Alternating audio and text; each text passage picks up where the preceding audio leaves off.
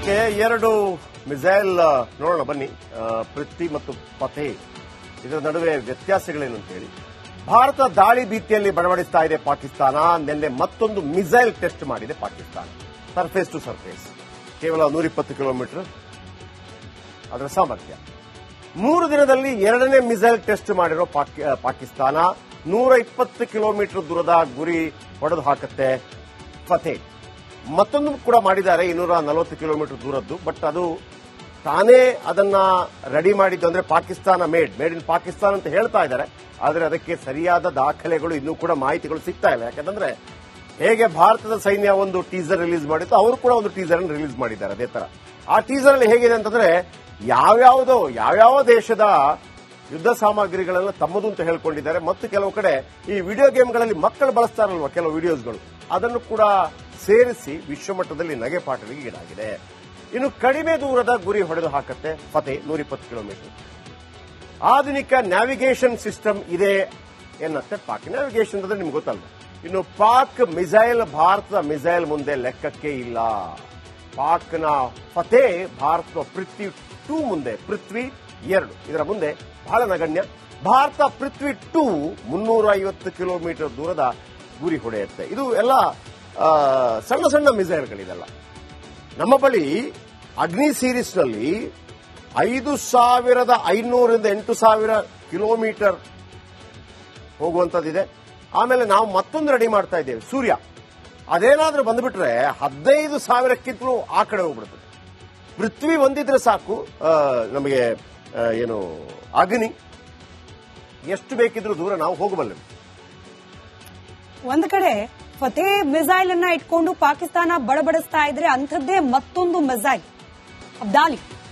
ಇದು ಕೂಡ ನಮ್ಮ ಸೇನೆಯ ಬತ್ತಳಿಕೆಯಲ್ಲಿರುವ ಪ್ರಬಲ ಅಸ್ತ್ರ ಅಂತ ಹೇಳ್ತಾ ಇದೆ ಪಾಕಿಸ್ತಾನ. ಹೆಂಗೆ ಫತೆ ಮುಂದೆ ನಮ್ಮ ಪೃಥ್ವಿ 2 ಮಿಸೈಲ್ ಕ್ಷಣ ಮಾತ್ರದಲ್ಲಿ ಅದನ್ನ ಹೊಡೆದು ಉರುಳಿಸುವ ಸಾಮರ್ಥ್ಯ ಹೊಂದಿದೆಯೋ, ಪಾಕಿಸ್ತಾನದ ಮತ್ತೊಂದು ಕ್ಷಿಪಣಿ ಅಬ್ದಾಲಿ ಅದಕ್ಕೆ ಟಕ್ಕರ್ ಕೊಡುವ ಸಾಮರ್ಥ್ಯವನ್ನ ಭಾರತದ ಪ್ರಳಯ್ ಹೊಂದಿದೆ. ಕಂಪೇರ್ ಮಾಡಿ ನೋಡೋಣ ನಮ್ಮ ಭಾರತದ ಪ್ರಳಯ್ ಮಿಸೈಲ್ಗೂ ಹಾಗೆ ಪಾಕಿಸ್ತಾನದ ಅಬ್ದಾಲಿಗೂ ಇರುವ ವ್ಯತ್ಯಾಸಗಳು ಏನು ಅಂತ ಹೇಳಿ. 2 ದಿನದ ಹಿಂದಷ್ಟೇ ಈ ಅಬ್ದಾಲಿ ಕ್ಷಿಪಣಿಯನ್ನ ಪ್ರಯೋಗ ಮಾಡಿತು ಪಾಕಿಸ್ತಾನ. ಜಸ್ಟ್ 2 ದಿನದ ಹಿಂದೆ. ಅಬ್ದಾಲಿಯ ಸಾಮರ್ಥ್ಯ ಏನು? 450 ಕಿಲೋಮೀಟರ್ ಅಂತರದಲ್ಲಿ ಇರತಕ್ಕಂಥ ಟಾರ್ಗೆಟ್ ಅನ್ನ ಕೂಡ ಇದು ಹೊಡೆದು ಉರುಳಿಸುವ ಸಾಮರ್ಥ್ಯವನ್ನ ಹೊಂದಿದೆ.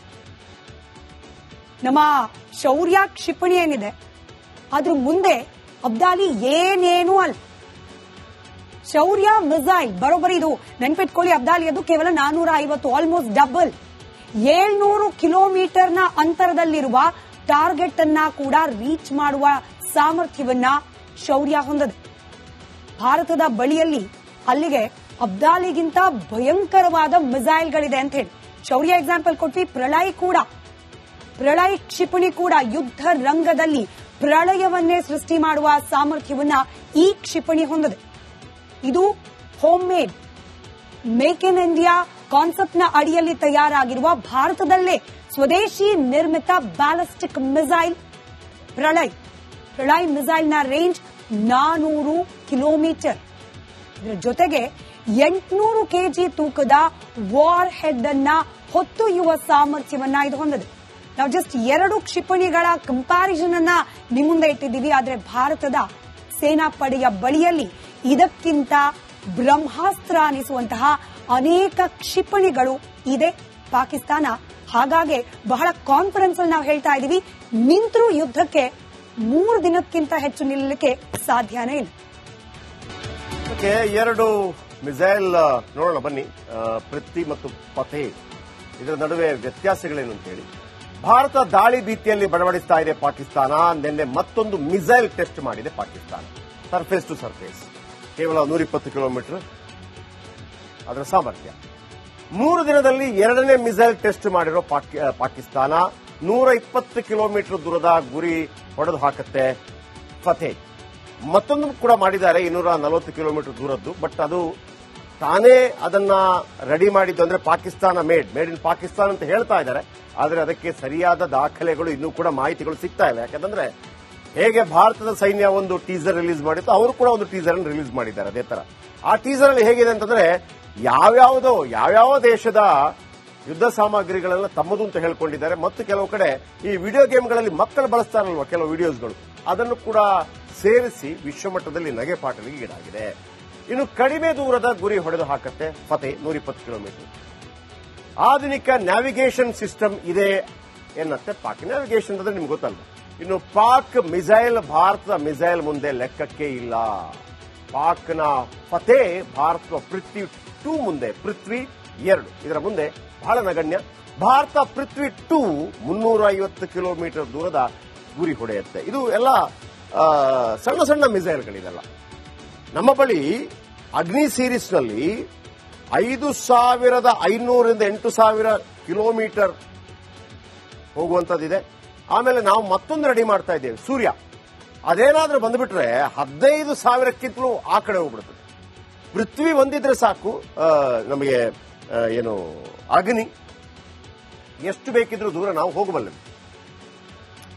ಒಂದ್ ಕಡೆ ಫತೆ ಮಿಸೈಲ್ ಅನ್ನ ಇಟ್ಕೊಂಡು ಪಾಕಿಸ್ತಾನ ಬಡಬಡಿಸ್ತಾ ಇದ್ರೆ ಅಂಥದ್ದೇ ಮತ್ತೊಂದು ಮಿಸೈಲ್ ಅಬ್ದಾಲಿ. ಇದು ಕೂಡ ನಮ್ಮ ಸೇನೆಯ ಬತ್ತಳಿಕೆಯಲ್ಲಿರುವ ಪ್ರಬಲ ಅಸ್ತ್ರ ಅಂತ ಹೇಳ್ತಾ ಇದೆ ಪಾಕಿಸ್ತಾನ. ಹೆಂಗೆ ಫತೆ ಮುಂದೆ ನಮ್ಮ ಪೃಥ್ವಿ 2 ಮಿಸೈಲ್ ಕ್ಷಣ ಮಾತ್ರದಲ್ಲಿ ಅದನ್ನ ಹೊಡೆದು ಉರುಳಿಸುವ ಸಾಮರ್ಥ್ಯ ಹೊಂದಿದೆಯೋ, ಪಾಕಿಸ್ತಾನದ ಮತ್ತೊಂದು ಕ್ಷಿಪಣಿ ಅಬ್ದಾಲಿ ಅದಕ್ಕೆ ಟಕ್ಕರ್ ಕೊಡುವ ಸಾಮರ್ಥ್ಯವನ್ನ ಭಾರತದ ಪ್ರಳಯ್ ಹೊಂದಿದೆ. ಕಂಪೇರ್ ಮಾಡಿ ನೋಡೋಣ ನಮ್ಮ ಭಾರತದ ಪ್ರಳಯ್ ಮಿಸೈಲ್ಗೂ ಹಾಗೆ ಪಾಕಿಸ್ತಾನದ ಅಬ್ದಾಲಿಗೂ ಇರುವ ವ್ಯತ್ಯಾಸಗಳು ಏನು ಅಂತ ಹೇಳಿ. 2 ದಿನದ ಹಿಂದಷ್ಟೇ ಈ ಅಬ್ದಾಲಿ ಕ್ಷಿಪಣಿಯನ್ನ ಪ್ರಯೋಗ ಮಾಡಿತು ಪಾಕಿಸ್ತಾನ. ಜಸ್ಟ್ 2 ದಿನದ ಹಿಂದೆ. ಅಬ್ದಾಲಿಯ ಸಾಮರ್ಥ್ಯ ಏನು? 450 ಕಿಲೋಮೀಟರ್ ಅಂತರದಲ್ಲಿ ಇರತಕ್ಕಂಥ ಟಾರ್ಗೆಟ್ ಅನ್ನ ಕೂಡ ಇದು ಹೊಡೆದು ಉರುಳಿಸುವ ಸಾಮರ್ಥ್ಯವನ್ನ ಹೊಂದಿದೆ. ನಮ್ಮ ಶೌರ್ಯ ಕ್ಷಿಪಣಿ ಏನಿದೆ ಅದ್ರ ಮುಂದೆ ಅಬ್ದಾಲಿ ಏನೇನೂ ಅಲ್ಲ. ಶೌರ್ಯ ಮಿಸೈಲ್ ಬರೋಬ್ಬರಿ ಇದು ನೆನ್ಪಿಟ್ಕೊಳ್ಳಿ, ಅಬ್ದಾಲಿ ಅದು ಕೇವಲ 450, ಆಲ್ಮೋಸ್ಟ್ ಡಬಲ್.